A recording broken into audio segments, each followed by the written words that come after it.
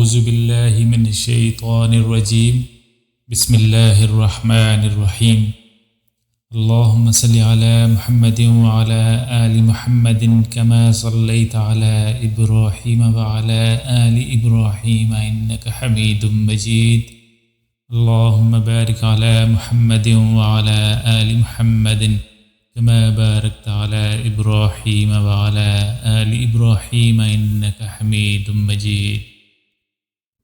صحیح بخاری حدیث نمبر 31۔ ابو ذر ایک جوڑا پہنے ہوئے تھے اور ان کا غلام بھی جوڑا پہنے ہوئے تھا۔ میں نے اس کا سبب دریافت کیا تو کہنے لگے کہ میں نے ایک شخص یعنی غلام کو برا بھلا کہا تھا اور اس کی ماں کی غیرت دلائی یعنی گالی دی، تو رسول اللہ صلی اللہ علیہ وسلم نے یہ معلوم کر کے مجھ سے فرمایا کہ اے ابو ذر، تو نے اسے ماں کے نام سے غیرت دلائی ہے، بے شک تجھ میں ابھی زمانہ جاہلیت کا کچھ اثر باقی ہے۔ یاد رکھو ماتحت لوگ تمہارے بھائی ہیں، اللہ نے اپنی کسی مصلحت کی بنا پر انہیں تمہارے قبضے میں دے رکھا ہے، تو جس کے ماتحت اس کا کوئی بھائی ہو تو اس کو بھی وہی کھلائے جو آپ کھاتا ہے، اور وہی کپڑا اسے پہنائے جو آپ پہنتا ہے، اور ان کو اتنے کام کی تکلیف نہ دو کہ ان کے لیے مشکل ہو جائے، اور اگر کوئی سخت کام ڈالو تو تم خود بھی ان کی مدد کرو۔ صحیح بخاری حدیث نمبر 32۔ جب سورہ انعام کی یہ آیت اتری، جو لوگ ایمان لائے اور انہوں نے اپنے ایمان میں گناہوں کی آمیزش نہیں کی، تو آپ صلی اللہ علیہ وسلم کے اصحاب نے کہا یا رسول اللہ، یہ تو بہت ہی مشکل ہے، ہم میں کون سا ایسا ہے جس نے گناہ نہیں کیا؟ تب اللہ پاک نے سورہ لقمان کی یہ آیت اتاری کہ بے شک شرک بڑا ظلم ہے۔ صحیح بخاری حدیث نمبر 33۔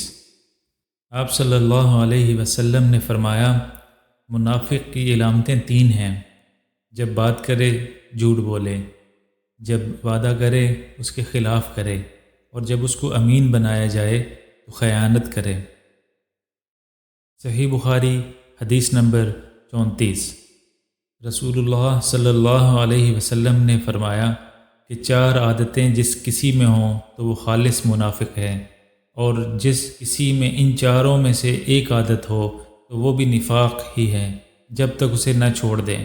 وہ یہ ہیں، جب اس سے امین بنایا جائے تو امانت میں خیانت کرے، اور بات کرتے وقت جھوٹ بولے، اور جب کسی سے عہد کرے تو اسے پورا نہ کرے، اور جب کسی سے لڑے تو گالیوں پر اتر آئے۔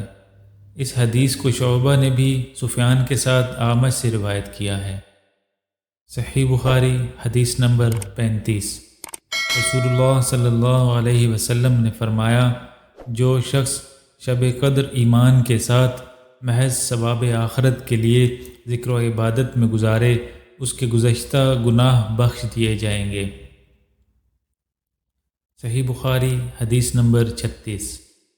آپ صلی اللہ علیہ وسلم نے فرمایا کہ جو شخص اللہ کی راہ میں جہاد کے لیے نکلا، اللہ اس کا ضامن ہو گیا۔ اللہ تعالیٰ فرماتا ہے، اس کو میری ذات پر یقین اور میرے پیغمبروں کی تصدیق نے اس سرفروشی کے لیے گھر سے نکالا ہے، میں اس بات کا ضامن ہوں کہ یا تو اس کو واپس کر دوں ثواب اور مال غنیمت کے ساتھ، یا شہید ہونے کے بعد جنت میں داخل کر دوں۔ رسول اللہ صلی اللہ علیہ وسلم نے فرمایا، اور اگر میں اپنی امت پر اس کام کو دشوار نہ سمجھتا تو لشکر کا ساتھ نہ چھوڑتا، اور میری خواہش ہے کہ اللہ کی راہ میں مارا جاؤں، پھر زندہ کیا جاؤں، پھر مارا جاؤں، پھر زندہ کیا جاؤں، اور پھر مارا جاؤں۔ صحیح بخاری حدیث نمبر 37۔ حضرت صلی اللہ علیہ وسلم نے فرمایا، جو کوئی رمضان میں راتوں کو ایمان رکھ کر اور ثواب کے لیے عبادت کرے، اس کے اگلے گناہ بخش دیے جائیں گے۔ صحیح بخاری حدیث نمبر 38۔ حضرت صلی اللہ علیہ وسلم نے فرمایا، جس نے رمضان کے روزے ایمان اور خالص نیت کے ساتھ رکھے، اس کے پچھلے گناہ بخش دیے جائیں گے۔ صحیح بخاری حدیث نمبر 39۔ حضرت صلی اللہ علیہ وسلم نے فرمایا، بے شک دین آسان ہے، اور جو شخص دین میں سختی اختیار کرے گا تو دین اس پر غالب آ جائے گا اور اس کی سختی نہ چل سکے گی۔ بس اس لیے اپنے عمل میں پختگی اختیار کرو اور جہاں تک ممکن ہو میانہ روی برتو، اور خوش ہو جاؤ کہ اس طرز عمل سے تم کو دارین کے فوائد حاصل ہوں گے، اور صبح اور دوپہر اور شام اور کسی قدر رات میں عبادت سے مدد حاصل کرو۔ نماز 5 وقتہ بھی مراد ہو سکتی ہے کہ پابندی سے ادا کرو۔ صحیح بخاری حدیث نمبر 40۔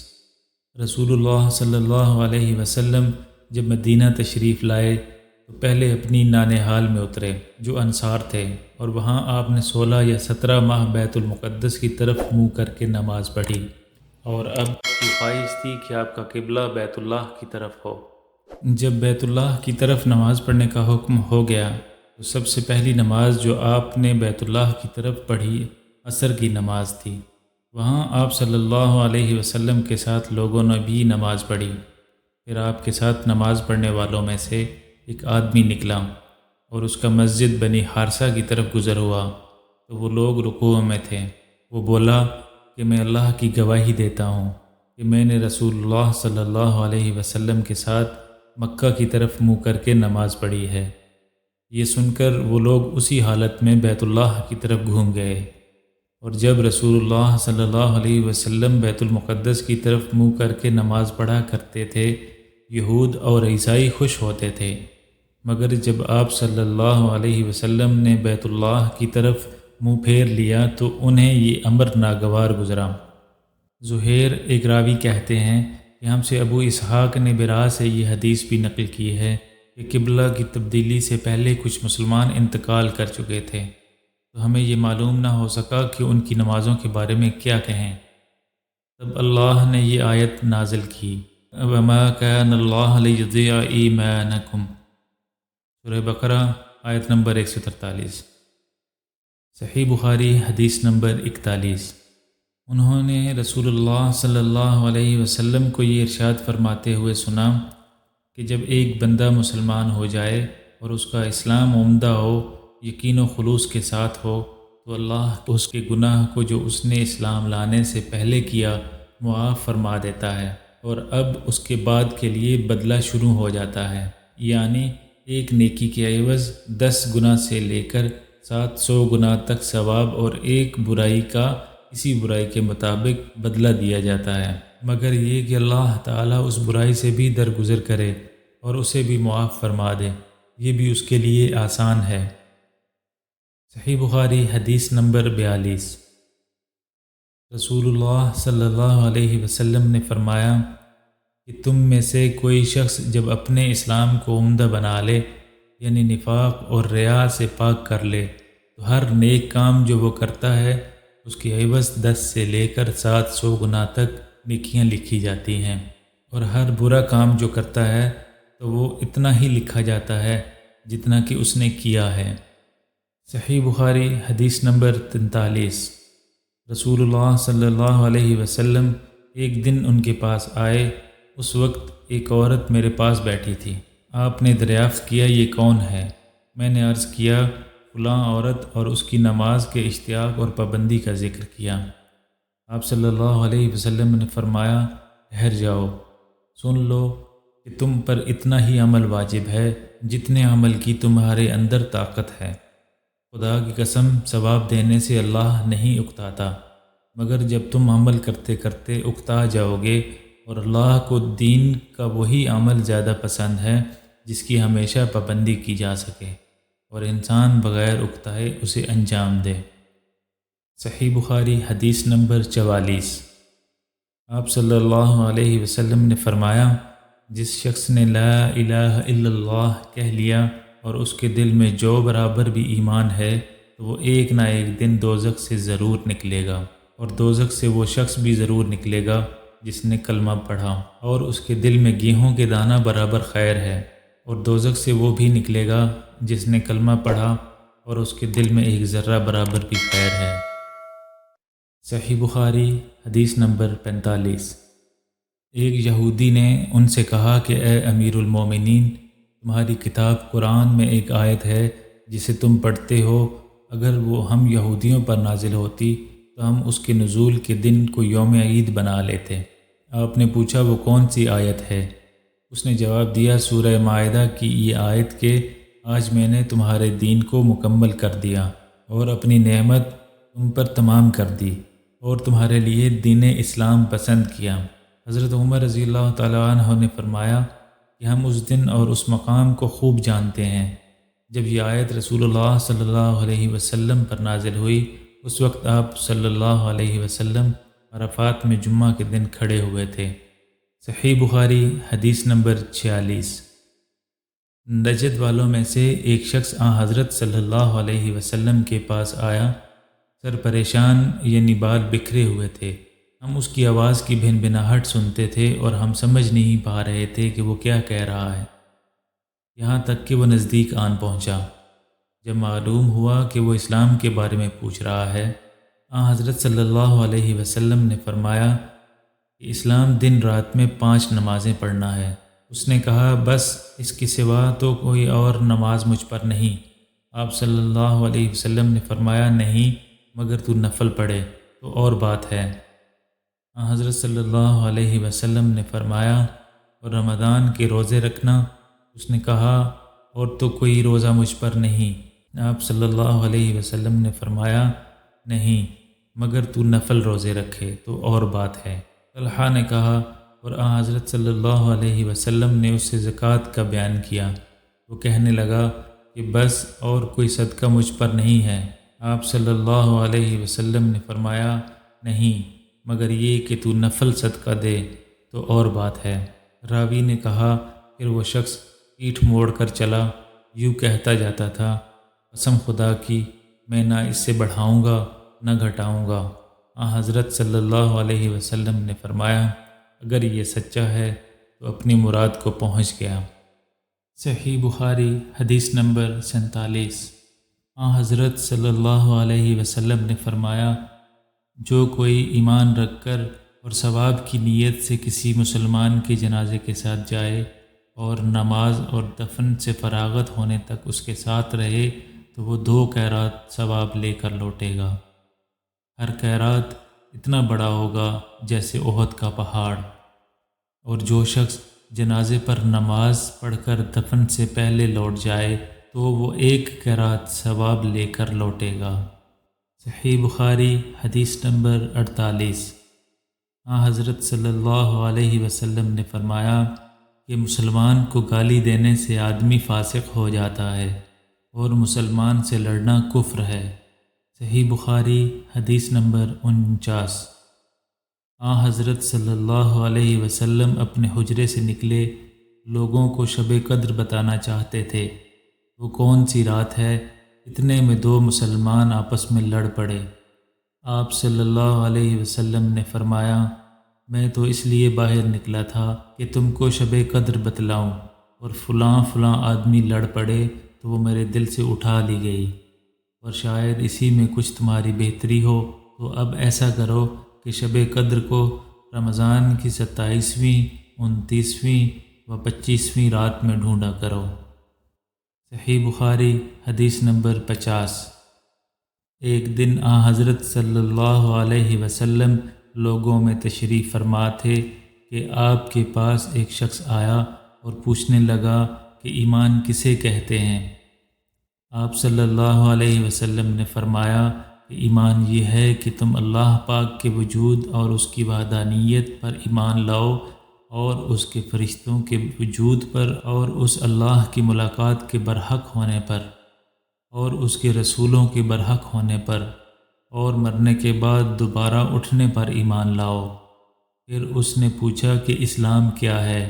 آپ صلی اللہ علیہ وسلم نے پھر جواب دیا کہ اسلام یہ ہے کہ تم خالص اللہ کی عبادت کرو اور اس کے ساتھ کسی کو شریک نہ بناؤ، اور نماز قائم کرو اور زکوٰۃ فرض ادا کرو، اور رمضان کے روزے رکھو۔ پھر اس نے احسان کے متعلق پوچھا۔ آپ صلی اللہ علیہ وسلم نے فرمایا احسان یہ ہے تم اللہ کی عبادت اس طرح کرو گویا تم اسے دیکھ رہے ہو۔ اگر یہ درجہ نہ حاصل ہو تو پھر یہ تو سمجھو کہ وہ تم کو دیکھ رہا ہے۔ پھر اس نے پوچھا کہ قیامت کب آئے گی؟ آپ صلی اللہ علیہ وسلم نے فرمایا کہ اس کے بارے میں جواب دینے والا پوچھنے والے سے کچھ زیادہ نہیں جانتا، البتہ میں تمہیں اس کی نشانیاں بتلا سکتا ہوں۔ وہ یہ ہیں کہ جب لونڈی اپنے آقا کو جنے گی، اور جب سیاہ اونٹوں کے چرانے والے دیہاتی لوگ ترقی کرتے کرتے مکانات کی تعمیر میں ایک دوسرے سے بازی لے جانے کی کوشش کریں گے۔ یاد رکھو، قیامت کا علم ان 5 چیزوں میں ہے جن کو اللہ کے سوا کوئی نہیں جانتا۔ پھر آپ نے یہ آیت پڑھی کہ اللہ ہی کو قیامت کا علم ہے کہ وہ کب ہوگی، آخر آیت تک۔ پھر وہ پوچھنے والا پیٹھ پھیر کر جانے لگا۔ آپ صلی اللہ علیہ وسلم نے فرمایا کہ اسے واپس بلا کر لاؤ۔ لوگ دوڑ پڑے مگر وہ کہیں نظر نہیں آیا۔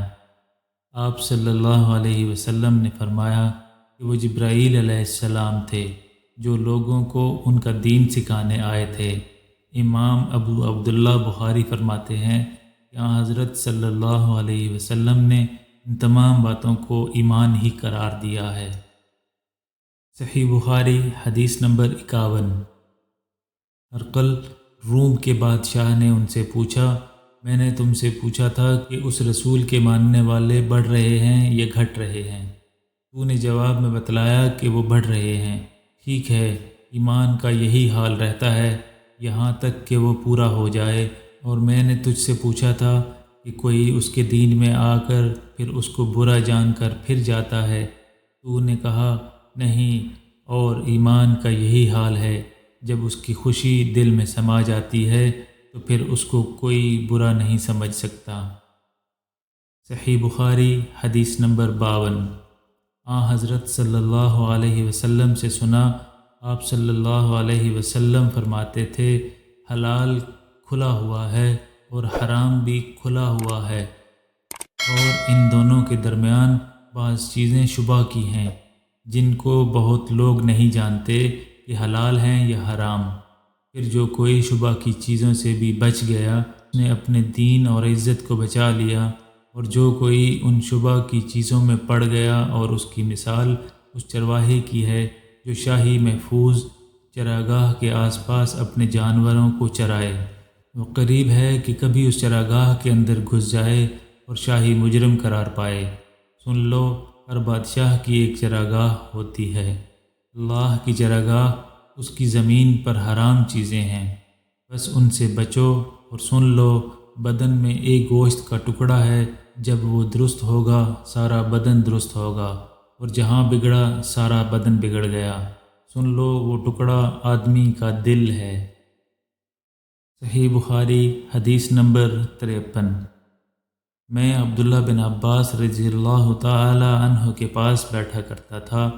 وہ مجھ کو خاص اپنے تخت پر بٹھاتے ایک دفعہ کہنے لگے کہ تم میرے پاس مستقل طور پر رہ جاؤ، میں اپنے مال میں سے تمہارا حصہ مقرر کر دوں گا۔ تو میں 2 ماہ تک ان کی خدمت میں رہ گیا۔ پھر کہنے لگے کہ عبد القیس کا وفد جب حضرت صلی اللہ علیہ وسلم کے پاس آیا تو آپ نے پوچھا کہ یہ کون سی قوم کے لوگ ہیں یا یہ وفد کہاں کا ہے؟ انہوں نے کہا کہ ربیعہ خاندان کے لوگ ہیں۔ آپ صلی اللہ علیہ وسلم نے فرمایا، مرحبا، اس قوم کو یا اس وفد کو نہ ذلیل ہونے والے نہ شرمندہ ہونے والے، یعنی ان کا آنا بہت خوب ہے۔ وہ کہنے لگے، اے اللہ کے رسول، ہم آپ کی خدمت میں صرف ان حرمت والے مہینوں میں آ سکتے ہیں کیونکہ ہمارے اور آپ کے درمیان مضر کے کافروں کا قبیلہ آباد ہے۔ بس آپ ہم کو ایک ایسی قطعی بات بتلا دیجئے جس کی خبر ہم اپنے پچھلے لوگوں کو بھی کر دیں جو یہاں نہیں آئے، اور اس پر عمل درآمد کر کے ہم جنت میں داخل ہو جائیں۔ اور انہوں نے آپ سے اپنے برتنوں کے بارے میں بھی پوچھا۔ آپ صلی اللہ علیہ وسلم نے ان کو 4 باتوں کا حکم دیا اور 4 قسم کے برتنوں کو استعمال میں لانے سے منع فرمایا۔ ان کو حکم دیا کہ ایک اکیلے خدا پر ایمان لاؤ۔ پھر آپ صلی اللہ علیہ وسلم نے پوچھا کہ جانتے ہو ایک اکیلے خدا پر ایمان لانے کا مطلب کیا ہے؟ انہوں نے کہا کہ اللہ اور اس کے رسول ہی کو معلوم ہے۔ آپ صلی اللہ علیہ وسلم نے فرمایا کہ اس بات کی گواہی دینا کہ اللہ کے سوا کوئی معبود نہیں، اور یہ کہ حضرت محمد صلی اللہ علیہ وسلم اس کے سچے رسول ہیں، اور نماز قائم کرنا اور زکوٰۃ دینا اور رمضان کے روزے رکھنا، اور مال غنیمت سے جو ملے اس کا 5واں حصہ مسلمانوں کے بیت المال میں داخل کرنا، اور 4 برتنوں کے استعمال سے آپ صلی اللہ علیہ وسلم نے ان کو منع فرمایا، سبز لاکھی مرتبان سے اور کدو کے بنائے ہوئے برتن سے، لکڑی کے کھودے ہوئے برتن سے اور روغنی برتن سے، اور فرمایا کہ ان باتوں کو حفظ کر لو اور ان لوگوں کو بھی بتلا دینا جو تم سے پیچھے ہیں اور یہاں نہیں آئے ہیں۔ صحیح بخاری حدیث نمبر 54۔ حضرت صلی اللہ علیہ وسلم نے فرمایا، عمل نیت ہی سے صحیح ہوتے ہیں یا نیت ہی کے مطابق ان کا بدلہ ملتا ہے، اور ہر آدمی کو وہی ملے گا جو نیت کرے گا۔ بس جو کوئی اللہ اور اس کے رسول کی رضا کے لیے ہجرت کرے اور اس کی ہجرت اللہ اور اس کے رسول کی طرف ہوگی، اور جو کوئی دنیا کمانے کے لیے یا کسی عورت سے شادی کرنے کے لیے ہجرت کرے گا تو اس کی ہجرت ان ہی کاموں کے لیے ہوگی۔ صحیح بخاری حدیث نمبر 55۔ حضرت صلی اللہ علیہ وسلم نے فرمایا، جب آدمی ثواب کی نیت سے اپنے اہل و عیال پر خرچ کرے بس وہ بھی اس کے لیے صدقہ ہے۔ صحیح بخاری حدیث نمبر 56۔ حضرت صلی اللہ علیہ وسلم نے فرمایا، بے شک تو جو کچھ خرچ کرے اور اس سے تیری نیت اللہ کی رضا حاصل کرنی ہو تو تجھ کو بھی اس کا ثواب ملے گا، یہاں تک کہ اس پر بھی جو تو اپنی بیوی کے منہ میں ڈالے۔ صحیح بخاری حدیث نمبر 57۔ جریر بن عبداللہ نے کہا، حضرت صلی اللہ علیہ وسلم سے میں نے نماز قائم کرنے اور زکوٰۃ ادا کرنے اور ہر مسلمان کی خیر خواہی کرنے پر بیعت کی۔ صحیح بخاری حدیث نمبر 58۔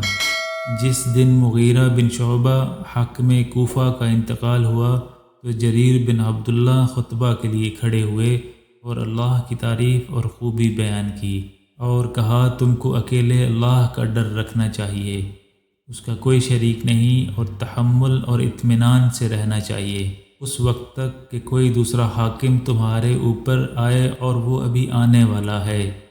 پھر فرمایا کہ اپنے مرنے والے حاکم کے لیے دعائے مغفرت کرو، کیونکہ وہ مغیرہ بھی معافی کو پسند کرتا تھا۔